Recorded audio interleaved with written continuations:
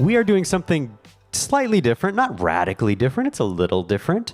I have been teaching a class here for a few years called Unfolding Gospel.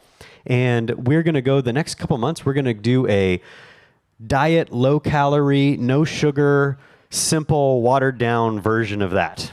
Okay. So I've had a few people contact me and be, they're like, hey, I know this is a class. Do I have to sign up? Is there materials? It's not. So if you want to invite somebody out, it's just as simple as inviting them to church. However, there are materials available if you are extra studious. So it's just online all year. It's up here. There's a page with all of the material. So the material is a booklet. I have actually, I think 3 of them, old ones on the back, now 2, on the back table if you want to grab one. There's just a couple printed ones, but the PDF is online. It lives there. It's free. There's a bunch of videos. You have to listen to me the whole time, but it's just me talking about the stuff that's in the book. And so that's there as well. And then I put a 20-minute video of just me talking through kind of the basic timeline of the Bible. We're going to have that on this screen tonight at some point, but it's there. It's just kind of my version of the main points of the Bible story. We sometimes don't realize the Bible is actually one big story. And so that's what I like to teach and then teach from. So when we talk about the gospel, and if I asked you how long is the gospel, you probably could, if you've been around for a while, you could express the gospel in really, really short terms. And I would say the gospel is the size of an accordion. So an accordion is this big, and the same accordion is this big because you can stretch it out. However, no matter how small we make the gospel, it's really hard to say without telling a story. Because what happens is you'll say something like, the gospel is that we are sinners, and so Jesus came to die for us and to make a way for us to be at peace with him forever. And if we accept him by faith, we will live with God forever. That's already a story. It's a really short story, but the second you said Jesus came past tense and we can be with him future tense, you're already telling a story. And so the gospel really is very, I think, almost impossible to explain without telling a story, because the Bible is a story. And the first 3 weeks of this series, we're going to do exactly that. We're going to go through the Bible story, and we're going to go through it with 3 different themes, all the way through with 3 different focuses. Foci? Whatever it is. The gospel is also a proclamation. It's an announcement. And that's the original use of the term back in the ancient world, was that they were announcing something, typically announcing a king's victory. And so this is the announcement of Jesus' victory. He has conquered sin and death, and it's an announcement. And so we're also going to talk in the 3 minus 8 is 5. So the last, 3 weeks or so, we're going to talk about the gospel really as a proclamation, as a statement of Jesus has done this. What does that mean for you? And we often, I'm going to offend you just a little bit at some point here, because we typically go, yes, I already had check. I've already got that. I don't need this. Why am I even here? I thought Brian was going to be here. Now I'm disappointed I don't want to do this. What happens is we think we know the Bible story, but we often we're surprised that we don't. I didn't, to be completely fair. And then secondly, we think that we go, oh yeah, it's the story of Jesus and it's the story of what he did. But the way, I'll try to show you in a few weeks, the way that we read it implies that it's really the story of you and what you have to do. And that becomes overly burdensome. And we can't live with that. And so we have to get back to it's the story of Jesus and what he did. So if you want any of those materials, they are here. But we are going to go through 3 different themes. And our first one is going to be the king and his people. So we're going to talk through, these are my 3 in the class. I take 3 broad themes and I color code them, and it drove people nuts and they didn't like it. And I like color coding and they didn't. But we had one was blue, this was blue, one was green next week, and then one was red. And so this is the king and his people. So we're going to go through the whole Bible. Are we able to put that up? Yeah, let's put up on this side, you may or may not be able to see it. It's the timeline, kind of my chapters. We're going to go through each one as we talk. I don't know if you can see this, and I don't know if you can see that. There's not a lot to see over here anyway. Don't worry, they're not missing much. We'll try it this week. If you tell me you hate it, I'll take a vote at the end. If you hate it, we won't do it again. It's okay. But we're going to try it this week. Okay. I hope tonight challenges you, and I actually hope you walk away. This is actually my weird hope. I actually hope you leave tonight and go, that was interesting, but I don't know what to do with that. That would actually be a good outcome, because what that is you're entering a bigger world if you're not sure how to bite it off. We're very good at giving you, this is what we do, we preach expositionally in Calvary. We're going to give you a passage, and we're going to chop it up for you, and then we're going to kind of cook it, and we're going to kind of like spoon it out to you. That's what we're good at, and it's a good thing, and I'm all for that. Today, we're going to give you like the buffet. I'm just going to be like, here, eat all of this. And you're like, I don't know how to take that in. That would be a good thing. That stretch you should feel at the end of, wow, I don't know quite what to do. I'll give you a few things that you can take away, but it would be good if you weren't sure, wow, that's a lot. My view is at least expanding. That would be success. My view is at least expanding. That's not how I would have explained the gospel. I also want you to understand tonight, this is not the only way to explain the gospel. This is not the only theme in the Bible, and the Bible is not all about this only. Again, I'm going to give you 3 big things over the next few weeks. There are lots of things we could say is in the Bible, but I'm going to give you 3 of the major themes. All right. So tonight, let's go through this timeline bit by bit, and I'm going to tell you the story of the gospel through one lens. Next week, another lens, and the third week, a third lens. Can you do this? All right. So first we have creation, right? That's where the Bible story starts. We have creation, and in creation, God creates all people, and therefore all peoples in Adam. The Bible talks in Romans 5 about this idea that in Adam, so Adam's the first person. If you don't know anything about the Bible story, you're going to struggle a little bit tonight. You can go watch my videos. But in the Bible, Adam is the first person. The Bible would explain that in Adam, everybody's embodied in Adam. All his descendants are embodied in him. And so who are Adam's descendants? Everybody. So everybody's embodied in Adam, right? But God creates this great world, and the first thing he tells Adam and his wife to do is to be fruitful and multiply, right? Be fruitful, multiply, fill the earth and subdue it. Next week, we'll talk about fill the earth and subdue it. But he tells them, be fruitful, multiply, have a bunch of kids. Because right now, it's going to be great. If you have a good world with good people, and you multiply those good people, things are good and everything's good, and it's all good, right? This was the original design.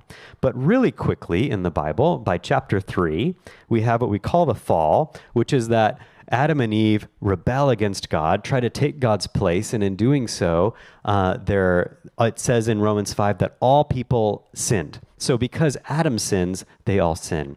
Adam represents all of us, and what he does changes what's going to come. It's like we are, and this is not our way of thinking, this is the Bible's way of thinking, that we are all represented in Adam, and so as goes Adam, so goes us. Okay? I know that's a little foreign, but that's how the Bible is explaining this to us. So when Adam sins, the Bible says that we all sinned. All peoples are now going to be born with a sin nature. And God cryptically, in Genesis 3:15, cryptically means mysteriously, he promises this rescuer will come. Someone will come. You will have a child, and this child will crush the head of the serpent, and the serpent will bruise his heel. Ooh, what is this? This is the really, really, really small, folded up, encapsulated first version of the gospel itself. And the rest of the Bible is going to go, let's play that sentence out. Let's show you what that means. Let's take that all the way out. It's kind of why I call this the unfolding gospel. Brian doesn't like it. He thinks it sounds like an origami class. No one has ever thought it was an origami class, but it's the idea that you have this all in one package, and then the Bible's going to go, let's play that out over time. Okay. So people multiply and multiply. What happens when you multiply wicked people? You get a wicked world. And so the world gets so wicked, God has to press the reset button. And when he presses the reset button, he uses this flood. And the flood is this horrific, horrible story that somehow we put into children's cartoons and left out all the drowning people. It's really, really rough. But God resets the world population. He kind of is starting new with this new creation. So it's like we're going back to a new Adam. Now we have Noah and his 7 family members, and we're going to start new, and we're going to repopulate the world. The problem is that sin got on this boat with them, and so sin got off the boat, and pretty quickly we see sinfulness come back. And so again, as the world repopulates in all these people, all those people are sinful. And they begin to gather together at this place called Babel, and they say that they want to make a name for themselves. So God's original intent for us was to be fruitful, multiply, fill the earth. But instead of filling the earth, they want to stay in one place. And they say, lest we be scattered. We don't want to be scattered. We want to be here. They're supposed to be in right worshipful relationship with God, but instead of that, they want to make a name for themselves. And so Babel becomes the quintessential version of world power, world dominance, world control. Everybody needs to be the same. We need to control religion. We need to stay here, and it's all about us and our power. And so God comes, and instead of just zapping or anything like that, he does this really clever thing. He confuses their languages. And language is so linked to culture that when he confuses their languages, they begin to separate out by language groups and by culture. In Genesis 10, we see all these peoples, and then the history of this people, and it's all these peoples, and how they're populating the world. And so there's this shift that goes on at this point in the Bible story where God is treating people differently at this point. So before this, I don't know if you can see that or not. You definitely can't. I'll read it to you slightly. But this is from it's from the perspective. I don't know if you've ever heard of perspectives. It's from perspectives class, but don't worry about it. Before Babel, God reaches people without human agents. He just talks to them. He talks to Adam. He talks to Eve. He talks to Noah. He closes the door of Noah's boat. He directly deals with people much more directly. After Babel, he begins to reach people through human agents. He chooses people like Abraham and the prophets, and he says, no, you go. And this is a lot like when Jesus, this is the chart here, Jesus in the Great Commission tells us, go, right? Go do this. Go reach out to other people.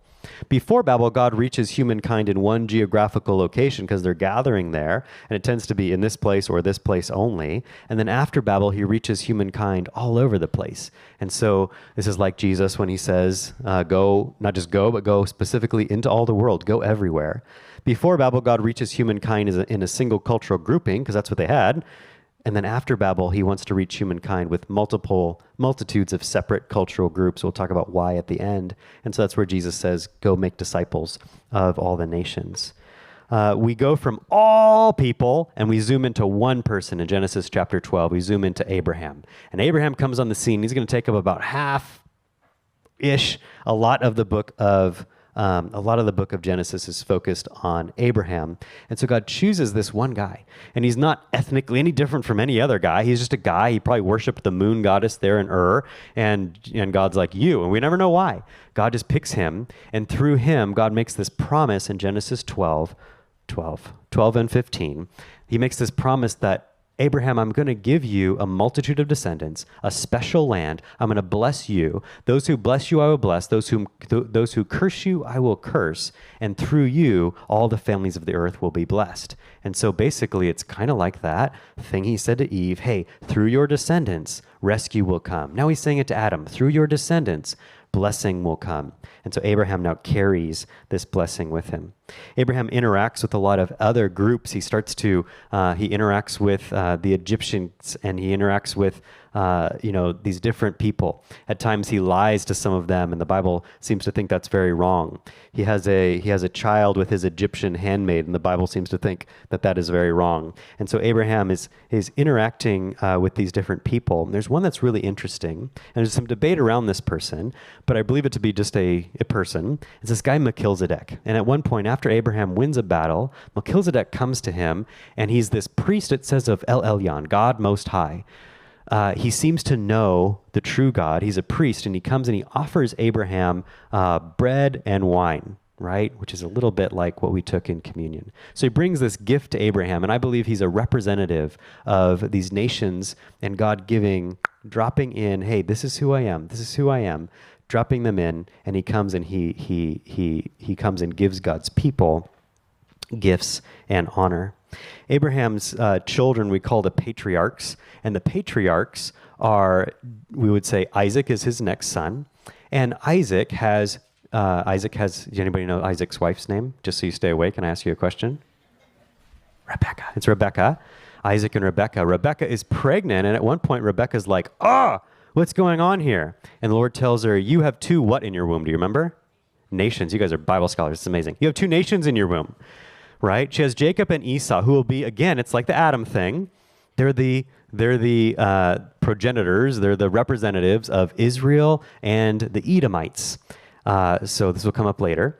So you have two nations in your womb, and they're at war with each other already, and they're going to continue to be at war with each other.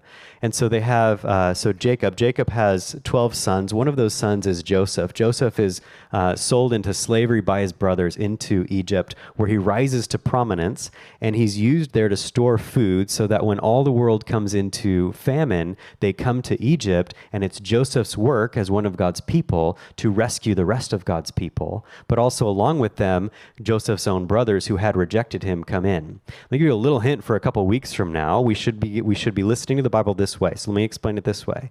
If somebody is rejected by his brothers because they're jealous of him and his abilities and his connection to the Lord and the Lord's truth, and so they cast him out, but in casting him out, he rises to a level of prominence that not only his brothers can come back to him for rescue, but the whole world can come and be fed by him and be saved by him. This should make you think of somebody else in the Bible. That's the kind of thing that we want to be able to see as we go through the Bible story. And if you're like, Moses? No, not Moses. It's Jesus. Okay, so Joseph's descendants, right? There's about 70 people. They go down. The Egyptians don't like them because they're shepherds, the Bible says. They didn't want to marry with them because they're icky, they're yucky, they're shepherds, and the Egyptians thought shepherds were icky, and so they didn't intermarry with them. And so they stay to themselves, and they stay pure, genetically, I guess. And so over several hundred years, they've multiplied, and a new Pharaoh has come in, and he doesn't know about Joseph and all of that, and he's very concerned, and so he begins to kill off the Hebrew babies because he's afraid they're going to, I don't know, threaten, take over, or what have you. It's not super specific. He's just, they're going to overthrow us. And so they begin to try to kill those babies. One of those babies is rescued, who is Moses, who is put into an Egyptian household, raised half, right? He's raised Egyptian, but he knows that he's a Hebrew, and he's raised to a place where he can save God's people. God uses him and his brother Aaron to lead people out, and God sends these plagues. If you ever thought the 10 plagues were random, they're not random. They're actually all related to something, either that an Egyptian god should have been able to handle, or something the Egyptians directly worshipped as a god. So what's God doing? He's saying, I'm more powerful than your false gods. I'm more powerful than the kings of the nations. I'm the God of all gods. I'm the king of all kings. So he's showing his power, and then he leads the people out, and Genesis says, and we would miss this if we miss this theme in the Bible, a mixed multitude of people go out with them. So we should think of in the wilderness, and the whole time Israel's in the wilderness, you should think of a bunch of non-Israelites out there with them, watching them, figuring out who this God is, learning the law with them, all of this. There's some Bible scholars who say that when they complain about meat, it says it was the rabble that rose them up to complain about not having meat. Some Bible scholars think the rabble is actually the Gentile people who are out there with them. I don't know, but it's a possibility. But it's very clear that a mixed multitude, meaning a mixture of people who had lived in Egypt, are out there with them. Okay. While they're there, God says this. He says, now therefore, if you will indeed obey my voice and keep my covenant, you shall be my treasured possession among all peoples, for all the earth is mine. So he's making them now into a people. It's when they get the law that Israel really becomes God's people. Before, they had little hints. You'll see little hints. Like Noah it'll say unclean and clean animals on the ark. How did he know that? We don't really know. But there's these little hints of law, but it's not like the law. And so now it's, you're going to be my people, and this is what it means to be my people. And you're actually to be my people in order to be a light for all peoples. This was their purpose. Skip for time. So they're out in the wilderness, and they're supposed to go into the promised land, which we'll talk about next week. That'll be a big deal. They don't go into the promised land, and so God punishes them by having them wander around in the wilderness for 40 years until that generation that was supposed to go in dies away, and their children and grandchildren go in to inherit it. And while they're there, God gives them the law, beginning in Exodus 20, and then we have in Leviticus a lot of the stories and Numbers, some of the law, but a lot of the story. Deuteronomy repeats the law before they go into the land. But the law, what's interesting is it gives foreigners among Israel equal opportunity to participate in their worship and equal protection under the law. So it assumes that they're going to have other people living there, and it assumes that those people are going to get to know God himself through the society that he's building through the law. what's really fascinating is if you go through the 10 Commandments, the beginning is the way we relate to God. Have no other gods before me. Have no graven images, things like that. The bottom is our neighbor. Don't lie, don't kill, don't bear false witness. I say that's a lie. Don't steal, those kinds of things. In the middle is the law of the Sabbath. And the cool thing about the law of the Sabbath is it goes for everybody. It kind of relates to God, and it kind of relates to people, so it fits right in the middle. It's a nice little conjunction point. And the law of the Sabbath is for you, for anybody who lives among you, for the foreigner, even for your livestock. Everybody is blessed by this invention called the Sabbath. And so these laws were given to them to be able to bless the nations. However, there were some nations that were on the don't go there list. One of them was Moab. There's a law as they're going back into land, don't let a Moabite into your society for like 3 generations. They're the worst. Don't make friends with the Moabites, okay? And the Canaanites, you got to destroy them. And the Egyptians, you got to be kind to them. And this group, the Edomites, you got to be kind to them. And so there's kind of an outline of like how we treat each other. But the Moabites are bad. So as they go in, the Canaanites and the Moabites are bad. Remember this. They go in, and one of the first people they encounter is Rahab in Canaan. And so Rahab, though, joins herself by faith to the people of Israel. It starts as a fear thing. We heard of you and we were afraid. We heard that you were big and bad and scary. But she joins herself to the people of Israel and ends up in Jesus's genealogy in the book of Matthew. And we read Rahab and we go, oh, Rahab was a prostitute. That's scary. That's for them, they would have gone, well, yes, but she's a Canaanite. Didn't you know that? And we're like, nah, Canaanite. We don't even know what that is. They knew what that was. That's a big deal. Okay. And so here Rahab is brought into Jesus's genealogy. Who's the other group that was a no-no group is the Moabites. And if you read the book of Ruth, which takes place during this time, when the judges are ruling, they didn't have a kingdom. They had all these warlord kind of guys. And during that time is the book of Ruth, which is this beautiful story. And what we miss sometimes, there's a reason in the book it constantly says Ruth the Moabitess, Ruth the Moabitess, Ruth the Moabitess. It's reminding you, Ruth who shouldn't be allowed in, Ruth who's bad, Ruth who's from the bad people. Remember she's bad? Did you forget? She's bad. She's bad, but she's from the bad people, right? And she's welcomed in, she's redeemed, she's brought in, and she gets, at the end of the book, children, what was promised to Abraham, land in Canaan, what was promised to Abraham. She's beginning to inherit the promise that was promised to Abraham. Just a piece of it, just a sample of it, but Ruth is getting what was promised to Israel for everybody else. As they conquer the land, the 2 main people who conquer the land are swimming names in my head. Joshua, thank you, someone said that. Joshua and Caleb. Joshua is an Israelite. Caleb is a Kenizzite. Kenizzite means he's from Edom. He's a descendant of Esau. What's cool about that? What's cool about that is that here we have sort of these cousins, if you will. We have Israel and not quite Israel, but they're going to go in, they're going to conquer the land, obedient to the Lord together, and divide it among themselves, and Caleb gets a portion of the land. And I think it's specifically, he says, I want this portion, and he gets a portion because possibly he's not really part of a tribe, so he gets his own portion because he doesn't really deserve it, but he still gets it. He still gets blessed along with Israel. Okay.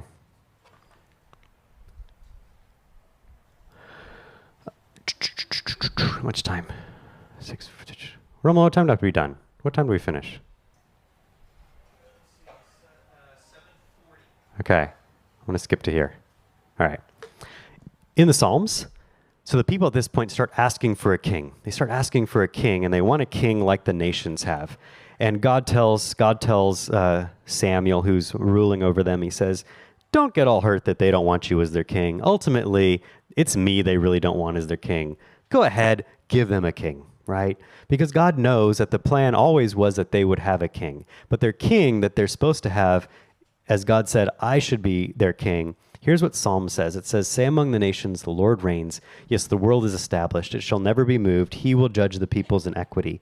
Let the heavens be glad and the earth rejoice. Let the sea roar and all that fills it.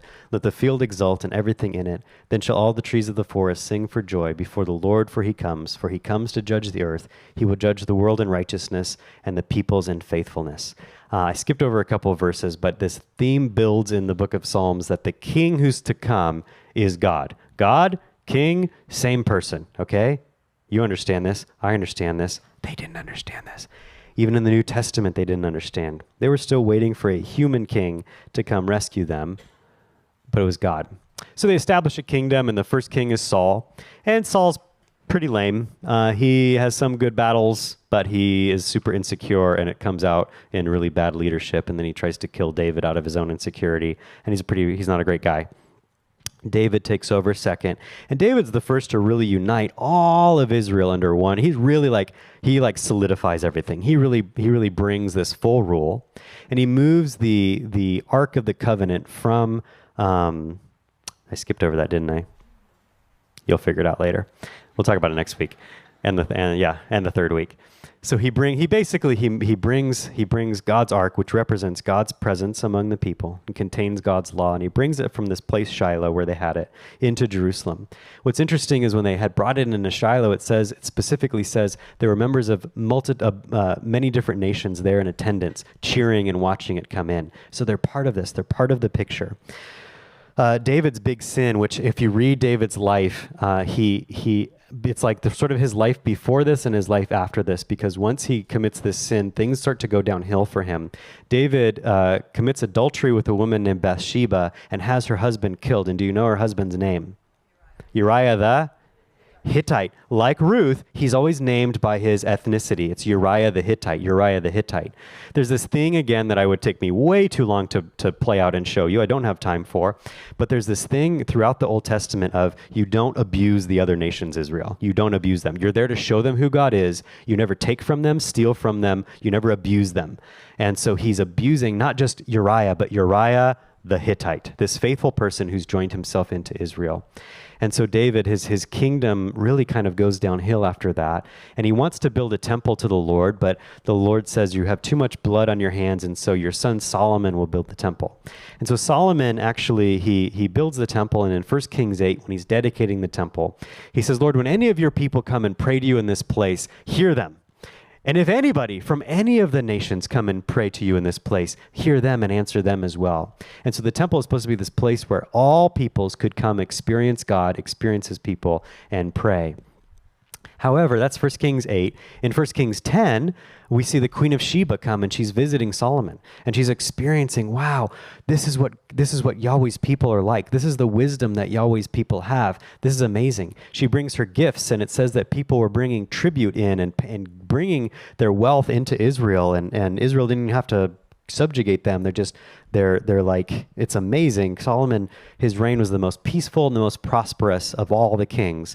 But that's 1 Kings 10. 1 Kings 11 talks about his 700 wives, his foreign wives with their foreign gods. And this is where Israel begins to, as a whole, go downhill because he begins to pursue their foreign gods through his wives. This is the beginning of this next section, really, of the Bible, which we'd call the divided kingdom. Because after him, his son Rehoboam is not a good leader. The people don't follow him, and the kingdom splits north and south. The north is called Israel still. The south will be called Judah. The reasons are complicated, but you can ask me another time. But it's Israel and Judah. You're like, I never thought to ask. That was not even interesting. Okay.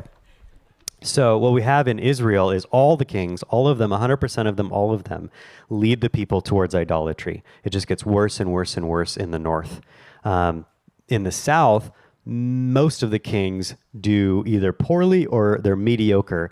Just a few lead revivals, just a few are obedient, and so things just get worse and worse. The main prophet at the time is a guy named Elijah, and Elijah's a Tishbite. There's a little bit of debate on this, but it seems that Elijah may not have been an Israelite. He might have been something else, speaking into Israel and calling her out. And his successor is, do you know his successor's name? Elisha. I'm just checking to see if you're still with me, because you're like, I'm not following. You are following, apparently. Elisha. Elisha, at one point, he has a servant Gehazi, and this Syrian king who's been warring against them comes in. He has leprosy, and he had been told by his slave girl, who was an Israelite herself, that, hey, go see Elisha. He can heal you. So he comes to Elisha. Elisha heals him. Gehazi then lies to him and tries to take payment for this, and Elisha gives Gehazi Naaman's leprosy. That was a lot of names. All that to say, I think it's you tried again. You tried to take from, steal from, swindle the nations that we are here to bless. I think that's what's going on. At this time, too, Jonah, the prophet Jonah, is sent to Assyria, or Nineveh. Nineveh's the capital, but Assyria is the empire. These are their enemies. This is the most brutal regime around at the time. They were these very violent people, and Jonah's supposed to go to them. And when he goes to them, we know, if you know that story, his heart is completely in the wrong place. But God says, chapter 4 ends with God saying, shouldn't I have compassion on this city with 120,000 people who don't know their right from their left, and many cattle also? Shouldn't I have compassion on these ignorant people who don't know? It could be don't know right from wrong. It could be those who are so young, they're children, they don't know their right from left hand. But it could just be they don't know. They don't know my ways. Shouldn't I have compassion on them? And that's how that book ends. Assyria eventually, a little bit after that, came and took captive Israel. About 100 years later, here we are. Are you there? You're there. About 100 years later, Babylon has risen up. They're the biggest power, and they took over Babylon. This is my highly sophisticated way to explain this to you. I don't know if you can see that it's fish. So basically, this is my history lesson. Assyria was the first big world empire. Babylon conquered Assyria. So Babylon then, it was 100 years later, they came and took Judah captive. The way that they took captives, so these are two different ways. So Assyria would they would come in, they'd mix you up. So they'd bring their people in, other people from everywhere. They'd bring you in, they get you to marry, they'd mix you around, spread you out. They wanted spread it all out, make everybody kind of the same. That's what they did. When you get to the New Testament, you have Samaritans. The Samaritans are the descendants of this process. They're kind of Jewish, but they're kind of not Jewish. And so they're descendants of this Assyrian thing. Babylon would do a different thing. They'd come in, they'd get the cream of the crop, and they'd take them back as servants to Babylon. Who in the Bible got taken back that way? Daniel, very good. Daniel and his friends, right? They were from the royal household. And so they're taken back and they're used as servants in Babylon. And so Daniel, when he's in Babylon, he's showing them this. Let me show you what God's people are like. Let me be faithful to the Lord and show you what that is. And so they're experiencing, do you remember Nebuchadnezzar? The proclamation he makes, we should all worship Daniel's God, right? They're a witness there among the nations. While in the book of Daniel, he talks about the Medes and the Persians taking over. And so the Persians took over the Babylonian Empire. And then if you read Esther, or you went through Esther with us, that's why Esther is born in Persia. It's not really in Persia. It's in Persia-controlled territory, but they took over everything. Does that make sense? You're smart. I used to teach junior high, and it was I would say, does that make sense? And they just, no, I don't know what you're talking about. So you are a reprieve. Then things gets complicated. That's why there's 4 fish. Don't worry about it. But eventually, Greece first, and then things got all split up after Alexander the Great, and then Rome takes over in the New Testament. But in the exile, what's interesting is the temple gets broken down, and God's glory leaves it, and the prophet Jeremiah 29:11. Who has that on their refrigerator? Yes. Jeremiah 29:11, I know the plans I have for you, says the Lord. What's the context of that? The context of that is all the other prophets are saying, no, God would never take his favorite people and give us to his not favorite people. That won't ever happen. Everything will be fine. Don't worry, God would never do that. And Jeremiah is like, God's going to do that. God's going to do that, and that's what's best. God is going to take us, and we're going to pray for the peace of the city that we're in. We're going to plant gardens there. We're going to have children there. We're going to build houses there. We're going to move in fully. We're going to go and show God's ways among the people that conquer us. That's the context of the verse on our fridge. So 70 years later, Cyrus, the king of Persia, begins to let the Israelites come back. They come back in 3 waves, and they come back and they have this. They have this kind of revival under Ezra. They rebuild the temple. We'll talk about that next week.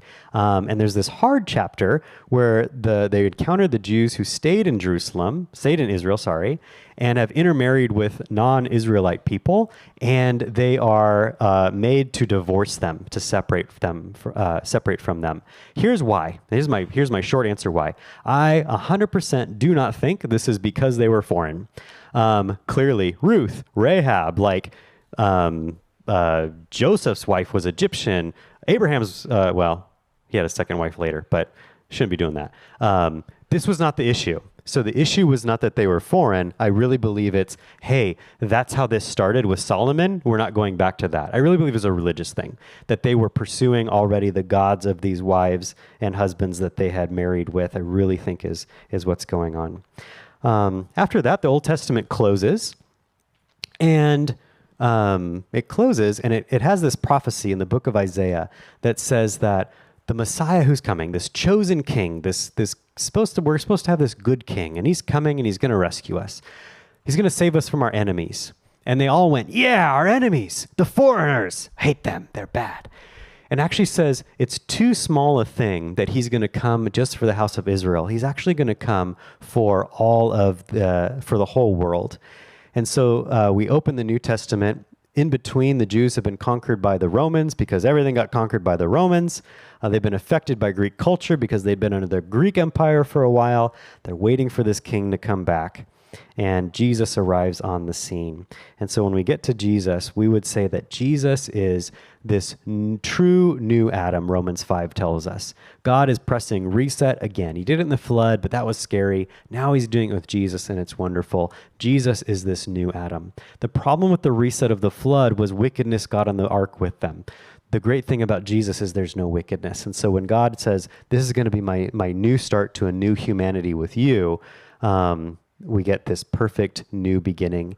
And so God's people now are going to be a new creation. We'll talk about that also next week. Come back next week, I keep saying.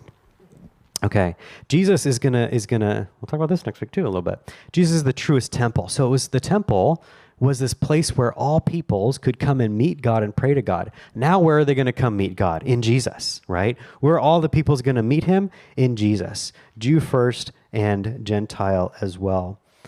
This is why Jesus is so mad when he goes into the temple and he overturns the tables. He says, my Father's house is to be a house of prayer for all the nations, but you have made it a den of thieves, right? They're swindling again. They're swindling those who are coming and traveling to Egypt to worship, to Israel, to Jerusalem, to worship God.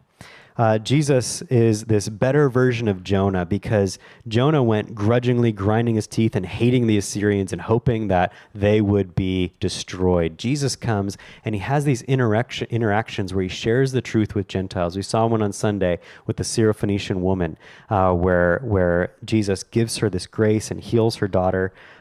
He sends out his disciples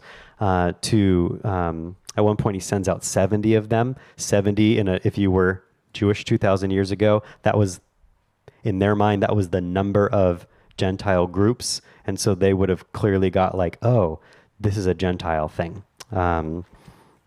Jesus says in Matthew 24 that the gospel will be preached to all nations or all people groups before the end of the world comes. And that in Matthew 25, he talks about judging all the nations justly.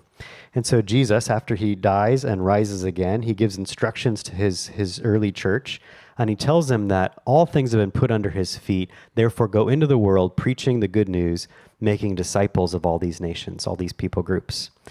This is very much a callback to Genesis 1:28. So in Genesis 1:28, now I like color codes. If you hate color codes, sorry, this is color coded.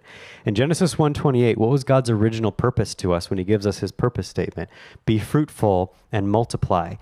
Here's even cool. God blessed them and said to them, Jesus came and said to them, right? That kind of links up if we do believe Jesus is God, which we do. Be fruitful, multiply, fill the earth. Go therefore and make disciples of all the nations. So what are they to multiply in Genesis?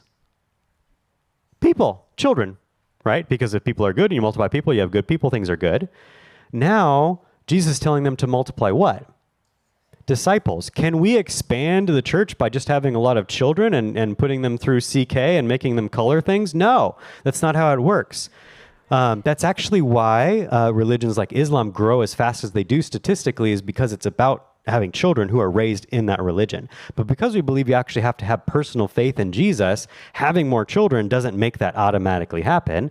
Raising them in church is great, and we love that, and we want that, but it's not an automatic thing. And so Jesus is saying you can't just multiply children now, you need to multiply disciples. In Genesis, he tells them to subdue the earth, which I'll talk about in detail next week. Here he says you need to not subdue, but I have authority over everything, and so you need to teach the nations to do all that I've commanded you. So not just subduing fish and the earth, but now I'm subduing the nations. I'm going to teach them. I want you to help them learn to follow me. And so this is what we would call one of these Great Commission statements. This is Jesus, I believe, saying, I'm resetting things, and I need you now resetting your state, your purpose. Okay. So in the early church, in Acts 2, the Spirit comes upon all these people, and there's all these people who are visiting Jerusalem. We call it the day of Pentecost. And there's some of them are, it says very clearly, some of them are foreigners or proselytes, those who have joined in with Judaism from other nations. And then quickly, Philip gets the idea of what needs to happen, right? And so Philip starts to go, and he goes out to the Samaritans. They hated the Samaritans. Remember, the Samaritans are the result of that exile, that mixing, that Assyrian mixture thing. They don't like them. They have a false religion. We don't like them. And Philip goes, I'm going to go share the gospel with them. And the Holy Spirit comes upon them. In the book of Ezra, the best solution that they had to dealing with the Samaritan thing, this mixture thing, was divorce. It's not a great solution, but that's the best solution they had. What's the solution in Acts? It's the Holy Spirit's going to come. The Holy Spirit's going to redeem this, and he's going to make us one people in his kingdom. The book of Acts, if you read it, it starts in 1 through 12, and it's really the story of the gospel going into Jerusalem and to the Jews.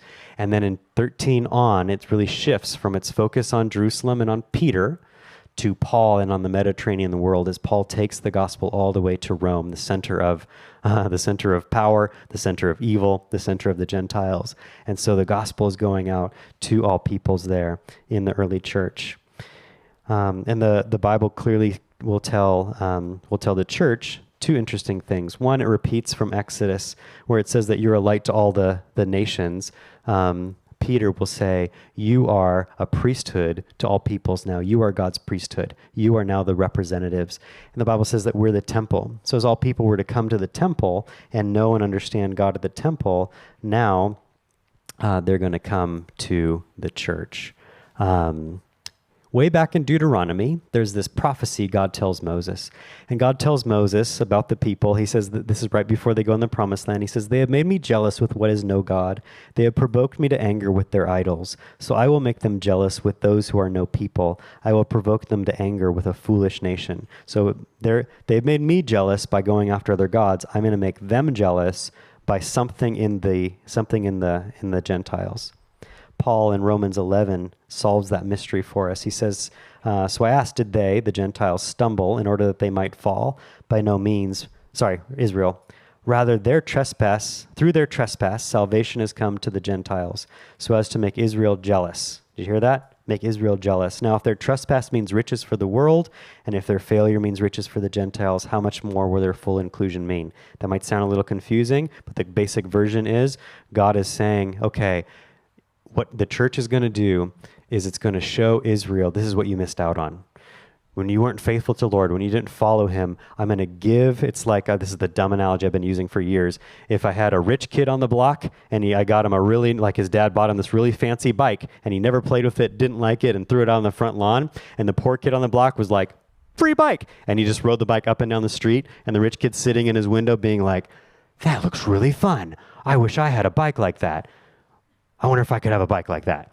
And it's his thing that he let go of that somebody else is now using. Meaning the gospel is the thing that Israel was supposed to proclaim and share. They let go of it. And so the Gentiles are going to have it and make them jealous. We have this this link from Deuteronomy all the way to Romans 11. This is why Jesus says that in the end, all the nations will hear the gospel. So in the end times, we have, at the end of the story, it talks about in Romans 5, 7, and 21, some from every tribe of Israel, except Dan, and I don't know why. It's really mysterious to me, will be saved, as well as some from every tribe and tongue. So I heard this multitude of Israel. Sorry, one is saw and one I heard. I can't remember which one's see and hear. It doesn't really matter. And I saw this multitude of every tribe and tongue, all these people from everywhere. And so at the end, if you go all the way to the end of Revelation, it talks about the nations bringing their glory into Jerusalem and experiencing Jesus firsthand. It talks about the tree of life, which we haven't seen since the Garden of Eden. It says the tree of life is there. It gives a new fruit every month, and its fruit is for the healing of the nations. So in Philippians 2, 9 through 10, remember, God's original design was a world full of people who knew him and were in right relationship to him and where everything was great and we're all great. God's going to get that world. It's just going to take some difficult editing. In Philippians 2, 9 through 10, it says, therefore God has highly exalted him, Christ, and bestowed on him the name that is above every name, so that at the name of Jesus every knee should bow in heaven and on earth and under the earth. Meaning, one day, we will have exactly what God designed. God designed a world where all people worship him. They all bow to him. Philippians is saying that will only happen when we edit out those who hate him, right? So there will be this judgment. That's Matthew 25. Jesus talks about the sheep on his right and the goats on his left, and all the nations come, and the nations are judged by whether or not they knew him. He's getting the world that he originally designed.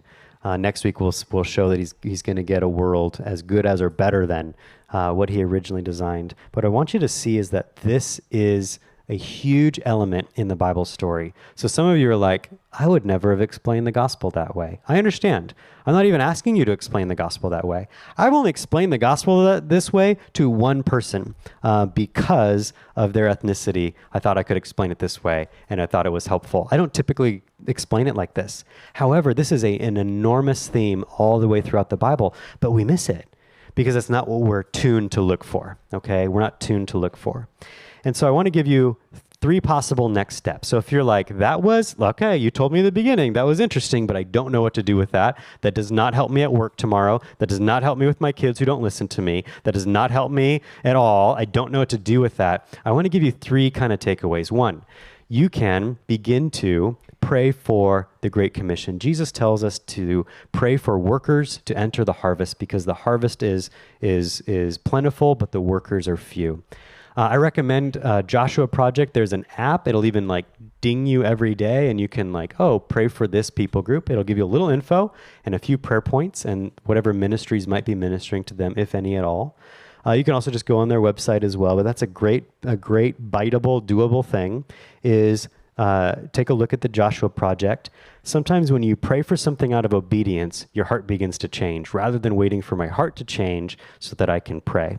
Second thing, pray about going on a cross-cultural trip and attend that preparing to go class. Maybe go there and just go, I don't really know what the Lord would have me do, but I'm going to go show up at this class and I'm going to hear what's available. One of the most powerful things on any of our cross-cultural mission trips is encountering church and Christians who are culturally nothing like you, and you don't know what was just said, and you don't know what was just sung, but your heart says amen to it anyway. It's very, very powerful, and I really, really recommend doing one of those at some point in your life if you can. Third, ask the Lord to expand your view of the gospel. If you're like, I did not like this, and I will not come back next week. This doesn't fit what I thought of as the gospel. I would say, ask the Lord to then expand it. The gospel's great with this size of an accordion. This is not wrong at all. But sometimes as you go and as you grow and as you learn, the Bible says that you want to advance from the milk to the meat. And this is one of those meaty things. This is one of those things where we go, oh, that's bigger and broader and heavier and weirder and harder to access than this. But this seems, something about that is important to the Lord. And if it's important to the Lord, it should be important to me. This is not propaganda to you. This is not me saying Calvary Murrieta and our missions department, and this is why, although this is why. This is the why, by the way.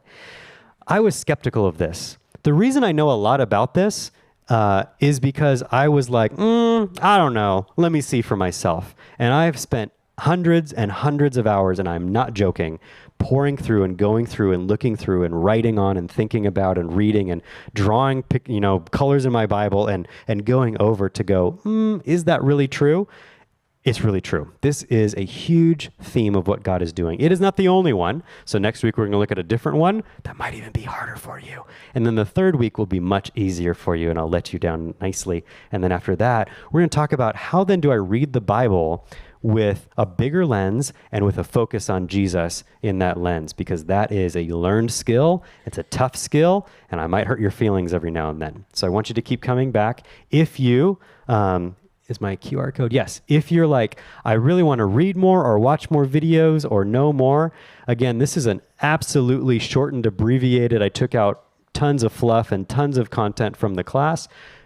The class is largely encapsulated in the book. You can go online and get the book, read the book, draw pictures on it, whatever you want to do. It's all digital. You can enjoy it. There's videos. Next time you're at Target, you can listen to me the entire time, ramble on. But there's some good stuff. If that's too much, I do recommend the 20-minute just breeze through this. So it's me just talking through this in 20 minutes so that you have a review of, because most of us don't know this, a review of what are the sequence of events in the Bible. We're going to have a Q&A night towards the end as well. And then we're going to have a kind of a reflection night at the end. We're talking about your story, your life, and how it relates to the gospel and its story. And I think that's going to be a powerful night. So please keep coming back through June and July. And if you have immediate questions, you can ask me. But we will do a Q&A night. Are the books all gone now? There was only a couple of them because they were just in my cabinet for years. So let me pray, and I'll release you because we're late.